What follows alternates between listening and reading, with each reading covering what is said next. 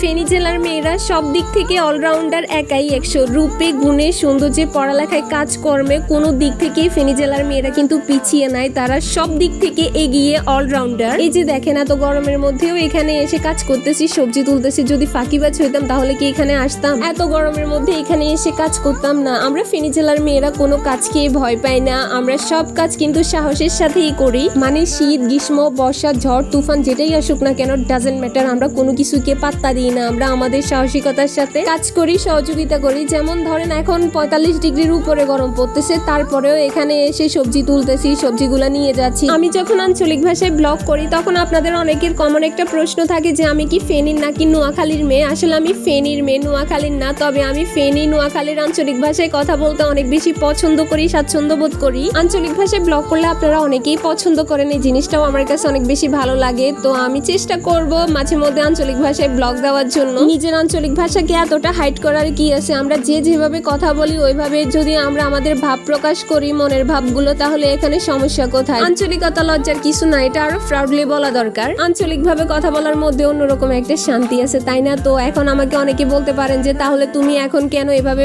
কথা বলতেছো আঞ্চলিকতা ছাড়া? আসলে আমার প্রথমে এটা মাথায় ছিল না, মনেও ছিল না যে ভিডিওটা আমি কিভাবে স্টার্ট করব, আঞ্চলিক ভাষা দিয়ে স্টার্ট করব নাকি এমনিতে স্টার্ট করব। তো আমি এমনি বলে ফেলছিলাম, তাই এটা এভাবে কন্টিনিউ করতেছি। আচ্ছা, পরবর্তী ব্লগগুলো আমি কিন্তু আঞ্চলিক ভাষায় করার ট্রাই করব। তো দেখতেই পাচ্ছেন এখান থেকে আমি কিছু সবজি নিচ্ছিলাম আর কিছু শাকও নিচ্ছিলাম। তো সবজিগুলো আজকে রান্না করার জন্য, আর শাকগুলো কয়েকটা তুলতেছিলাম। এগুলো আজকে রান্না হলে হবে, না হলে অন্য একদিন করা হবে, তবে তুলে রাখতে তো সমস্যা নেই। তো এখান থেকে কিছু শাক তুলতেছি। তবে সব রকমের শাক একসাথে করে যখন রান্না করা হয় এটা অনেক বেশি টেস্ট হয়, মানে খেতে ভালো লাগে অনেকটা। কিসের সবজি তুলবো, শাক তুলবো, যে গরম পড়তেছে আমার মন চাইতেছে সবগুলো এখানে রেখে দিয়ে আমি তাড়াতাড়ি করে বাড়িতে চলে যাই আর মাথার মধ্যে কয়েক জগ পানি ঢালি, কারণ এত গরম এখানে সহ্য করার মতো না, দাঁড়ানোও যাচ্ছে না। তাও শাকগুলো তুলতেছি কারণ ফ্রেশ ফ্রেশ এগুলো যখন রান্না করা হয় তখন অনেক বেশি মজা হয়, খেতেও অনেক বেশি ভালো লাগে। আপনারা কে কে নিয়মিত আমার ব্লগগুলো দেখেন, পছন্দ করেন বা আপনাদের কাছে কেমন লাগে সেটা অবশ্যই কমেন্ট করে জানাবেন। আপনাদের কাছে যদি ভালো লাগে তাহলে অবশ্যই লাইক, কমেন্ট, শেয়ার করে পাশে থাকবেন। আমি জানি আপনারা অনেকেই কিন্তু আমার ব্লগগুলো অনেক বেশি পছন্দ করে থাকেন, আপনাদের জন্য মন থেকে